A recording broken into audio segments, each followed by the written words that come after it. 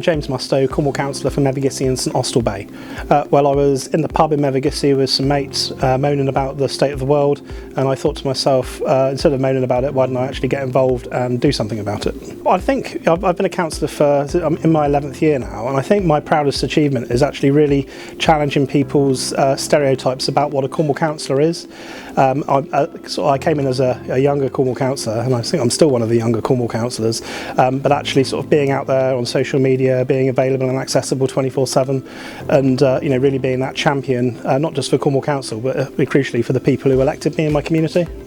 I think I don't think you have to be an expert on anything in particular, but I think you have to have a really good broad knowledge of all of the various things that the council does. And I think basically being a very good persistent mediator for various people.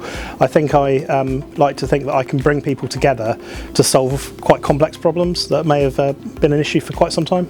The hours, I think you put in a lot of time. I mean, I get calls anything from say 20 to 7 this morning. I dealt with something right through until like 9:30 at night when I got back from a council meeting last night and I was reporting a fallen tree.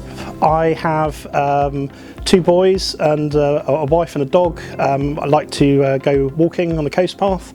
I think one of the things that I am particularly honoured to be a Cornwall councillor for is I actually have a background as care experience, and so being part of Cornwall Council has allowed me to make changes for those people who are particularly underrepresented. Well, I've lived here all my life, grew up here. It's a very special, unique place. Our culture, our heritage is unique, but it's also a thriving and vibrant place that we need to be able to represent to make it better for the generations to come. Just being able to help people, to make a genuine change. I think we get a lot of people moaning at us as Cornwall councillors, but every time that I can actually say I've kept a roof over someone's head, I've helped people get benefits, I've been able to make a really important community project come apart, those are the things that actually make it really worthwhile for me to be a Cornwall councillor.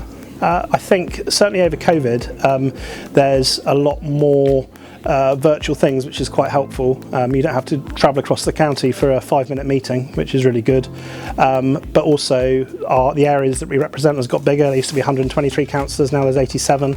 And I think with that there's more people that we represent and therefore more demands on your time.